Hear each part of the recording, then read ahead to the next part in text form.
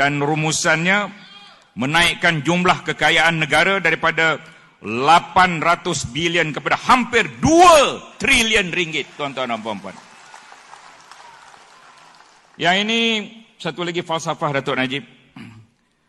Naik tidak memijak lawan, jatuh tidak menarik kawan. Malu apa?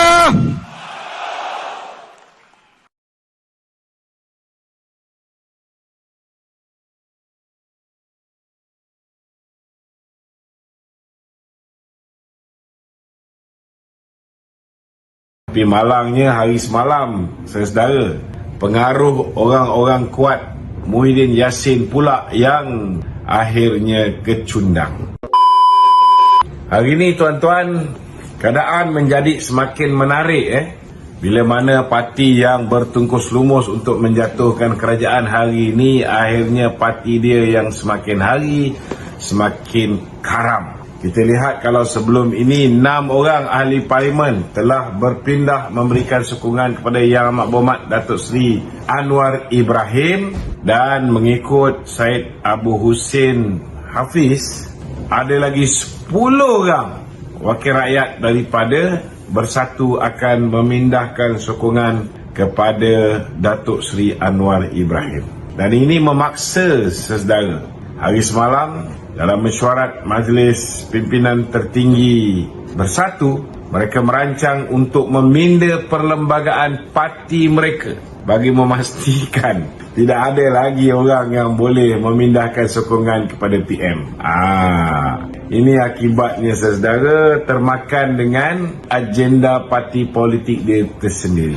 Dulu bila Kerajaan Perikatan Nasional mencadangkan supaya Akta Anti Lompat Parti, perkataan lompat parti, kehilangan kelayakan sebagai ahli parlimen sepatutnya bukan hanya kalau lompat parti, tetapi kalau membuat sebarang keputusan yang bercanggah dengan keputusan ketua WIP ataupun ketua parti juga dikira sebagai lompat parti. Tapi Muhyiddin dan sekutu-sekutu menteri-menteri beliau sendiri yang tidak mahu. Sebab apa? Sebab mereka merancang untuk mencuri orang kita, merancang untuk mencuri orang BN, Pakatan Harapan seperti mana yang mereka pernah buat sebelum ini. Tapi malangnya saudara, selepas diwujudkan Akta Anti Lompat Parti ini, kita lihat tuan-tuan, usaha mereka nak mencuri 10 orang daripada Barisan Nasional di awal selepas pilihan raya umum yang ke-15 juga akhirnya kecundang. Dan mereka cuba untuk yakinkan seorang ahli parlimen kita,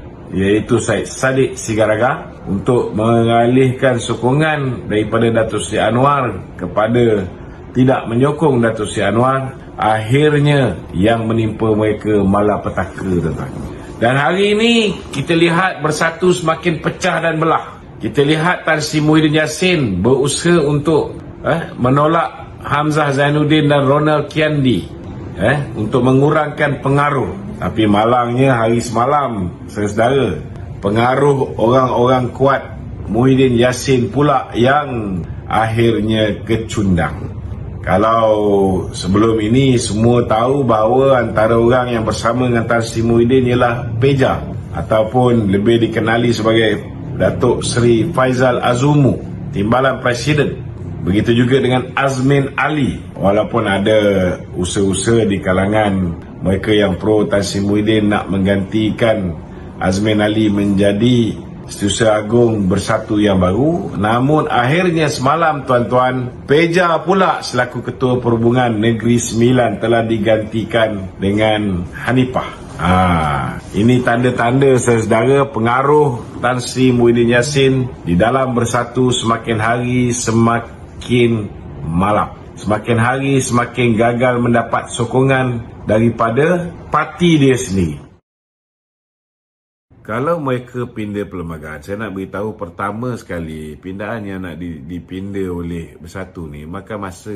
Kurang-kurang tidak pun mungkin setahun. Macam kita buat pindahan untuk membolehkan pendaftaran ahli secara online. Dah berapa bulan dah. Sekarang baru nak keluarkan cadangan dan sebagainya. Ianya makan masa, tidak cepat. Keduanya, mereka sudah pun mengumumkan memberikan sokongan pada Datuk Seri Anwar Ibrahim sebelum pindahan perlembagaan itu dibuat. Jadi efek kepada pindaan perlembagaan itu hanya berkuat kuasa bila pindaan itu diterima oleh ROS, cadangan lengkap sudah dimajukan kepada ROS dan dijadikan sebahagian daripada perlembagaan bersatu.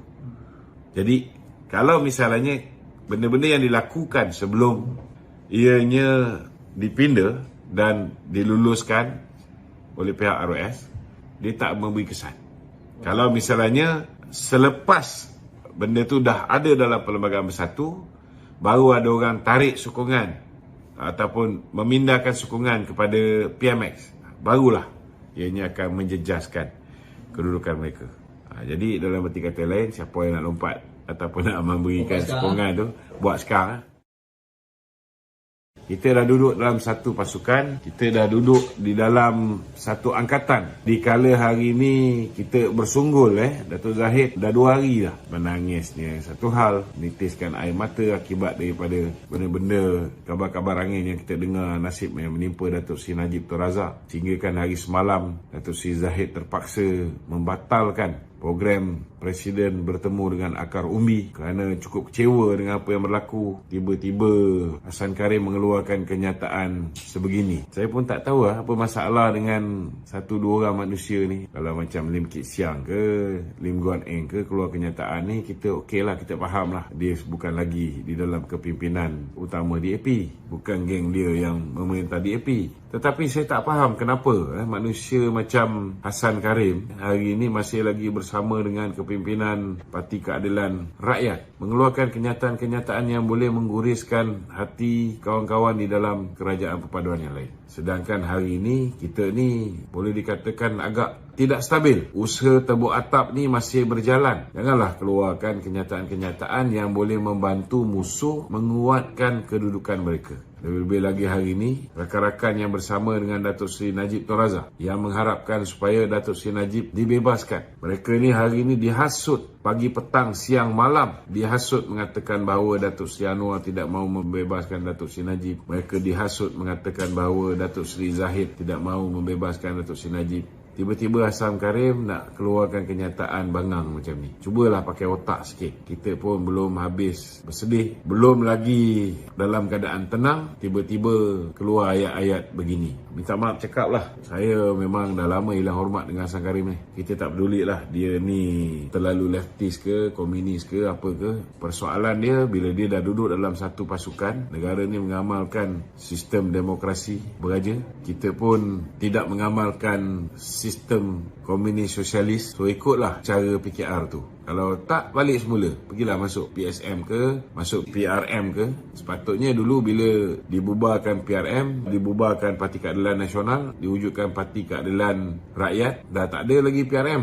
Tapi hari ini PKR pun masih ada lagi semangat-semangat PRM lama ni. Ini tak betul cara macam ni.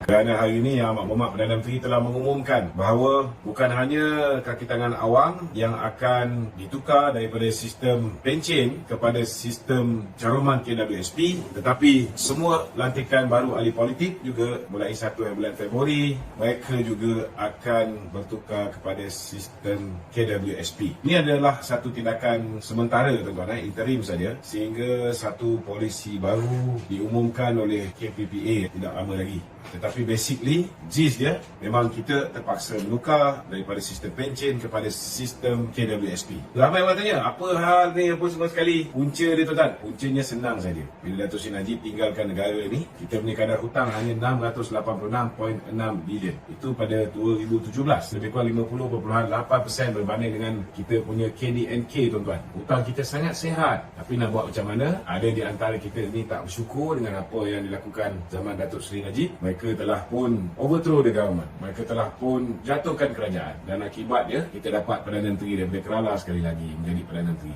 Dan kemudian digantikan oleh kerajaan tebuk atap di bawah pimpinan Tan Sri Muhyiddin yang kita tahu zaman pemerintahan dia bukan setakat dana negara dibelanjakan sesuka hati dia, tetapi rakyat hidup sengsara kerana di lockdown satu negara.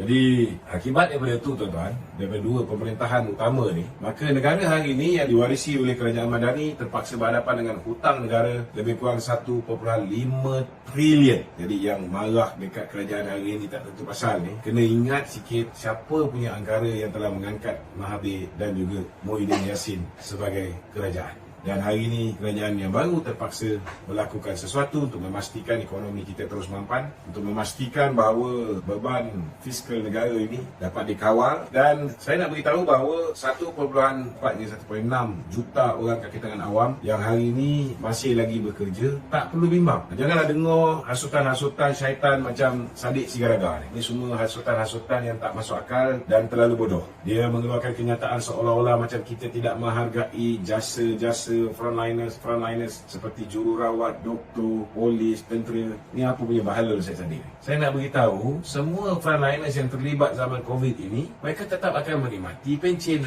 Kalau mereka sebagai penjawat awam, mereka memilih sistem pencen. Contohnya saya juga bekas penjawat awam daripada tahun 2010 sampai 2018. Tapi saya mengambil sistem KWSP tuan-tuan. Dan yang mana ambil kontrak, pegawai kontrak semua sekali, ramai di antara mereka memang dah menggunakan sistem KWSP. Benda ni bukan benda yang baru.